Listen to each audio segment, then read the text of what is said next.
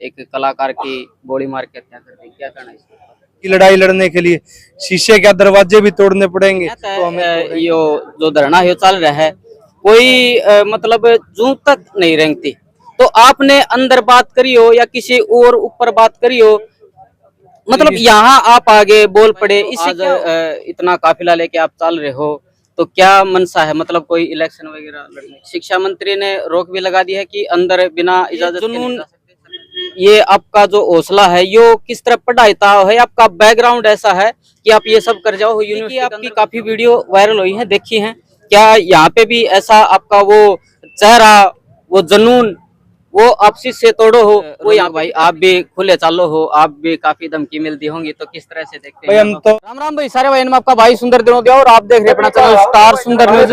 फिलहाल भाई आप देख सकते हैं यहाँ पे रौनक खत्री पूछा है, जो युवाओं की आवाज है, जो उनकी आवाज उठाव है, यूनिवर्सिटी में जाके अपना जो प्रदर्शन है वो कर रहा है। और भाई काफी बार जो है ऐसी वीडियो भी हमने देखी है जो कि बच्चा पर अत्याचार हो रहा है, उनकी आवाज को नहीं सुनी जाती, उनकी आवाज बनने खातर रौनक खत्री भाई हमेशा का पाव है जी। बात कर लेंगे जी, आ जाओ जी, आ जाओ जी खिंचवा ले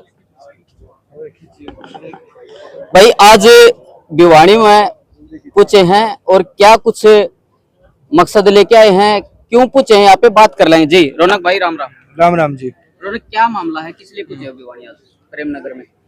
भिवानी प्रेमनगर का धरना आज का धरना नहीं है, केवल के पहले दिन धरना शुरू हुआ और मैं आ गया हूँ। ये धरना 6 साल से चल रहा है, और 6 साल से इसलिए चल रहा है कि जो गांव वासियों की मांग है कि जमीन देने के बावजूद भी जिस कमिटमेंट पर जमीन दी गई वो कमिटमेंट भी ये सरकार पूरी नहीं कर रही है, तो गांव वासियों के साथ ये धोखा है। तो इस धोखे के विरोध में ये धरना चल रहा है, जिसका मैं समर्थन करने आया हूँ। जिस वादे पर जमीन ली गई वो वादा सरकार को निभाना चाहिए, जिस वादे पर सरकार बनी है सरकार को वो वादे निभाने चाहिए, ये सरकार की मूलभूत जिम्मेदारी बनती है। परंतु जिम्मेदारियों से भागने का काम इस सरकार का है, जिसका हम विरोध करते हैं। और जल्द ही जैसा भी कमेटी का डिसीजन होगा हम उनके साथ खड़े मिलेंगे और बड़ा आंदोलन निश्चित रूप से ये बनेगा जी।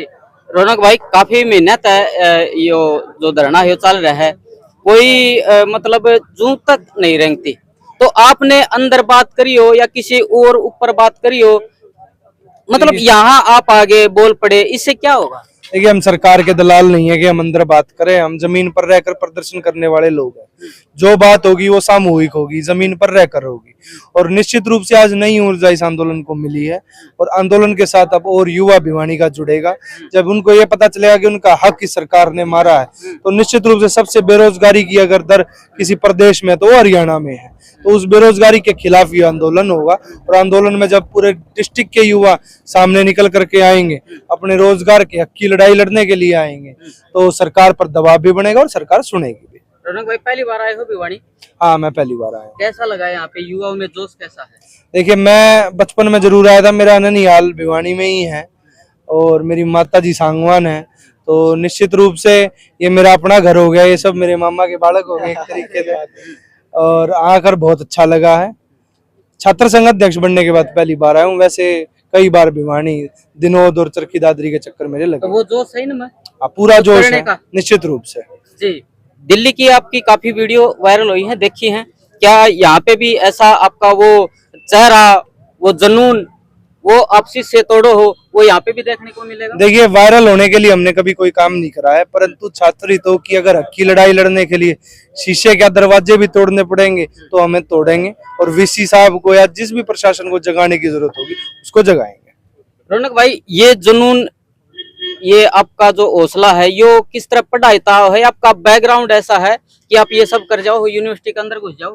देखिए, बैकग्राउंड नॉन राजनीतिक है, परिवार में कोई राजनीति में नहीं है, और निश्चित रूप से शिक्षा वो एक शेरनी का दूध है कि जो पिएगा वो दहाड़ेगा, और हमने वो दूध पिया है, वो दूध ही दहाड़ रहा है। शिक्षा ग्रहण करी है, अपनी अधिकारों की लड़ाई लड़ने में कोई आदमी छोटा नहीं होता है।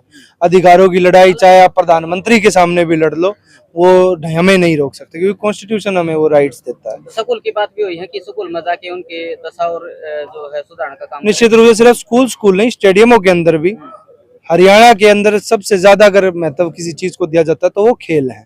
सबसे ज्यादा ओलंपिक में अगर कोई प्रदेश मेडल लाता है तो वो हरियाणा है। तो उसी हरियाणा के अंदर जब स्टेडियमों का बुरा हाल हम देखते हैं तो आत्मा रोती है। तो उसकी भी लड़ाई लड़ेंगे, शिक्षा के लिए भी लड़ाई लड़ेंगे, और लंबे समय के बाद आपको हरियाणा के अंदर बड़े आंदोलन युवाओं के द्वारा देखने को मिलेंगे। रौनक भाई, शिक्षा मंत्री ने रोक भी लगा दी है कि अंदर बिना इजाजत के नहीं जा सकते, सरकार से बोल दूं।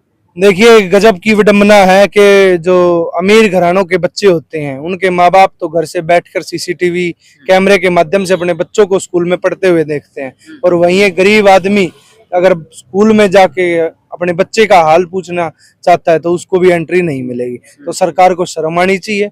महिपाल ढांडा जी, आपको शर्म आनी चाहिए कि आप अपने स्कूलों की दशा बदलने की बजाय आप हम पर ही रोक लगाते हो। तो ये आपकी सरकार की विफलता दर्शाती है। जी, तो रौनक भाई, जो आज इतना काफिला लेके आप चल रहे हो, तो क्या मनसा है, मतलब कोई इलेक्शन वगैरह लड़ने की? निश्चित रूप से कोई ऐसी मंशा नहीं है। हम तो एक गाड़ी से दिल्ली से यहाँ आए हैं, और काफी गाड़ियां, हाँ, गाड़ी अगर है तो वो भाइयों के प्रेम से है, भाइयों के समर्थन से है, भाइयों के दम पर ही हम चुनाव लड़ते हैं किसी भी स्थान पर। परंतु भिवानी में चुनाव लड़ने की कोई ऐसी मेरी मंशा नहीं है।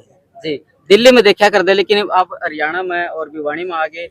निश्चित रूप से आप दिल्ली विश्वविद्यालय का मैं अध्यक्ष था, परंतु मेरा गांव कुंडली है, सोनीपत जिले में लगता है। तो निश्चित रूप से हरियाणा अपना घर है। जी, एक अलग सवाल पूछ लेता हूँ। कल ही जो है एक कलाकार की गोली मार के हत्या कर दी, क्या कहना है इस पर? देखिए, आप हरियाणा के अंदर क्राइम रेशो की अगर बात करेंगे तो क्राइम बढ़ ही रहे हैं।